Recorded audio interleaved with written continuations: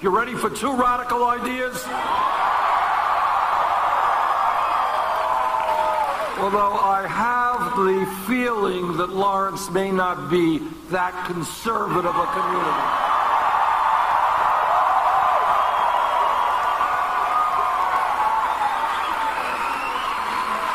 So here is radical idea number two. Right now in America, youth unemployment is off the charts. For white kids who graduated high school, 33% are unemployed or underemployed. Latino kids, 36%. African American kids, 51%. So you got millions of young people who graduated high school, didn't drop out, standing out on street corners. Some of them are going to get into trouble. So here's radical idea number two. We're going to invest for our young people in education and jobs, not jails and...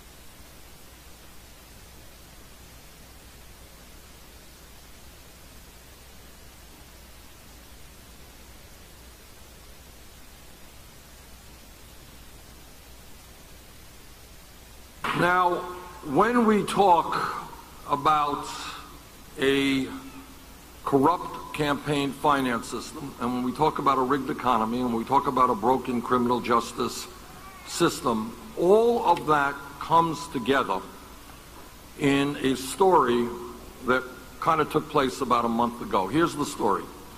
Goldman Sachs, as many of you know, is one of the major financial institutions on Wall Street. And Goldman Sachs, along with the other major Wall Street firms, is largely responsible, of course, for the financial collapse in 2007, which resulted in millions of Americans losing their homes, their jobs, and their life savings. About a month ago, Goldman Sachs reached an agreement with the federal government, and they reached a settlement to pay $5 billion.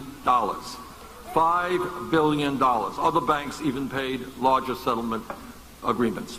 Why did they reach this agreement? Because, as everybody knows, they were selling worthless packages of subprime mortgage loans to investors and the general public. So well, that's right, they are crooks, as a matter of fact. You know, I think it is fair to say, I mean, that's one way of expressing it, but I think it is fair to say that if you pay $5 billion fine for breaking the law, what are you? You're a crook. All right, so that's that. And again, you know, when I talk about unpleasant truths, this is what I am talking about. I'm not happy to tell you this, but in fact, many of these major Wall Street firms, their whole business model is based on fraud. That's just the way it is. And we got to recognize that, which, by the way, should tell us that when you have a handful of huge financial institutions today that are bigger than they were when we bailed them out because they were too big to fail, then maybe what we should be doing today is bringing back Glass-Steagall and breaking them up.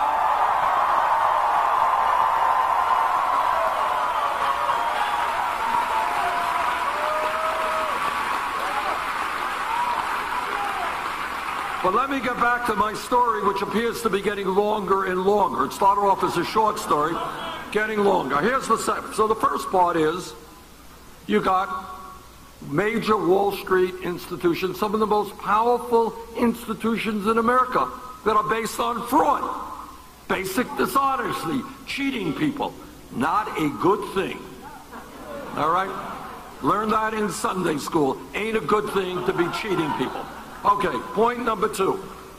All right, so you got a bunch of fraudulent operators. Point number two, what about political power in America? Well, turns out that Wall Street, not just Goldman Sachs, but all of these companies, make very large, or shall I say, huge. I get very nervous about ever using that word again, right? So let's call it very large campaign contributions to candidates. Now that's political power. All of you, I hope, vote. But these guys, And I sure hope you're going to be voting on Saturday at the caucus.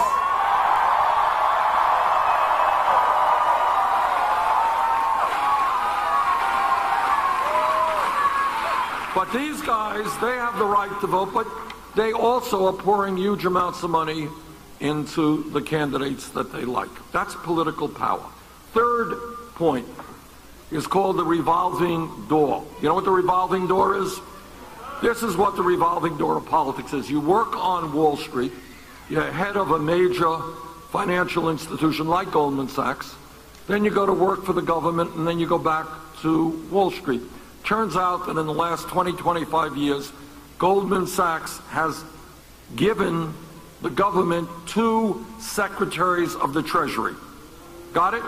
Wall Street, Secretary of the Treasury, back on Wall Street. One under a Democratic administration, one under a Republican administration. Kind of bipartisan, you know. So that's political power. But here is the most important point. Most important point, and what the American people are angriest about, is the fact that if some kid in Kansas or Vermont is picked up today with marijuana, you're familiar with marijuana, I can see that also.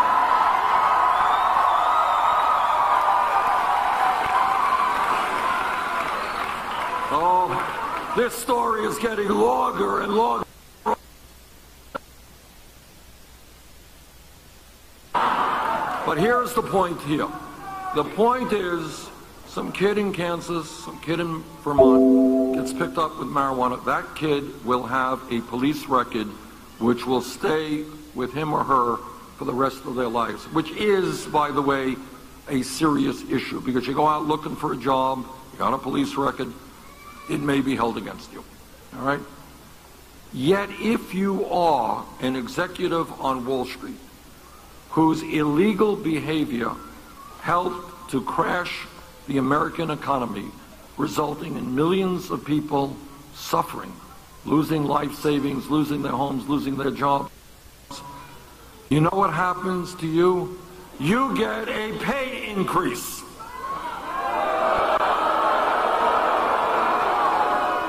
$5 billion settlement for the federal government for illegal behavior, and yet none of these people are prosecuted or charged with a crime. So I will tell you what together we are going to do. We are going to bring back justice to the criminal justice system.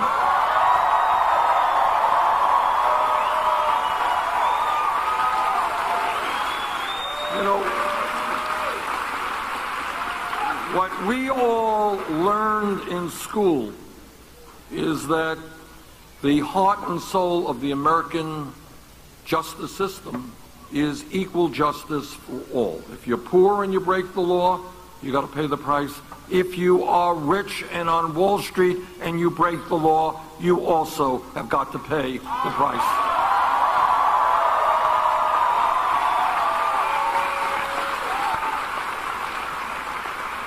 Now, there are, when we talk about a broken criminal justice system and why we have more people in jail than any other country, it is a long, long story, and a lot of factors are involved. But here is one that has disturbed me, and I'll tell you what we're going to do about it.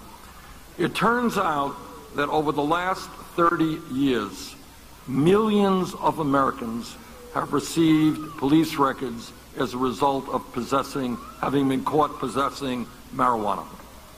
Now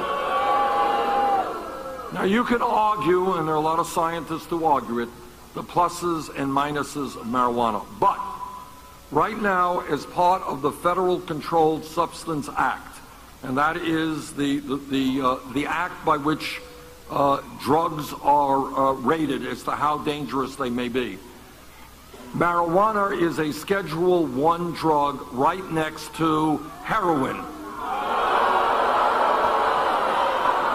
Now, I trust that everybody in this room knows that in this country today we have a very serious problem in my state, many other states, with opiate addiction in heroin addiction.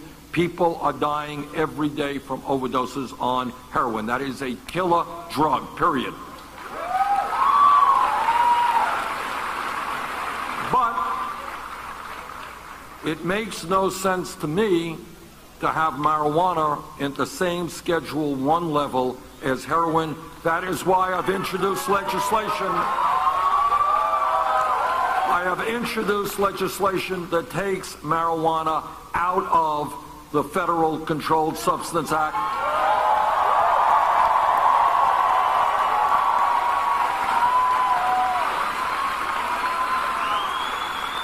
In our federalist system, states make the decision about legalizing or not marijuana, but it should not be, in my view, a federal crime.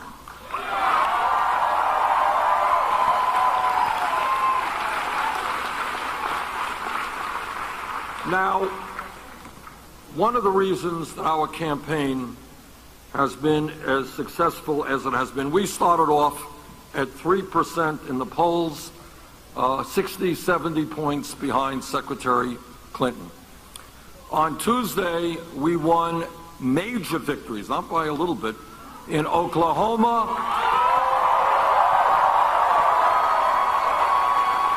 in Colorado, in Minnesota, and in my own state of Vermont.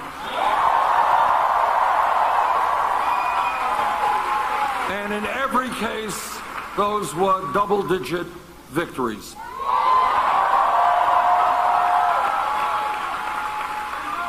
And I think that if all of you and your friends and coworkers come out on Saturday, we're going to have a pretty good victory here in Kansas.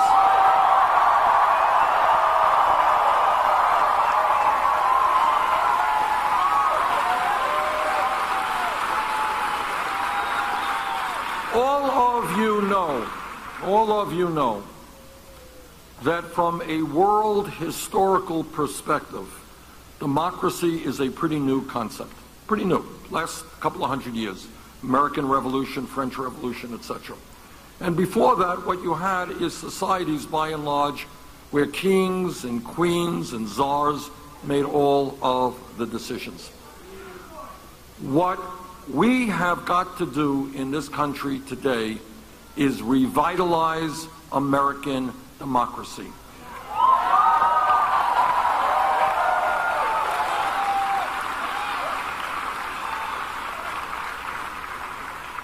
And what that means is we cannot continue down a path where in November 2014, the last national election, 63% of the American people didn't vote and 80% of young people didn't vote.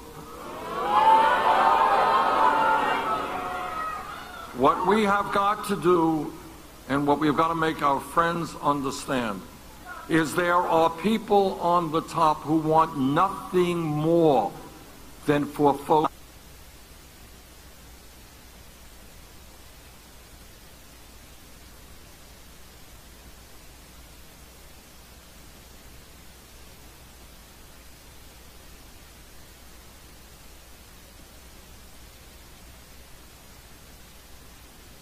in the process of standing up and fighting for themselves, then it'll be the campaign contributors and the lobbyists who will make the decisions for those people who are not involved. And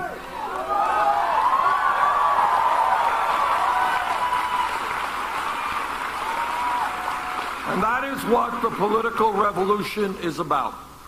It is telling the Donald Trumps of the world that we will not allow them to divide us up between blacks and whites and Latino and Native Americans and Asian Americans. We're going to stand together, gay and straight. We're going to stand together.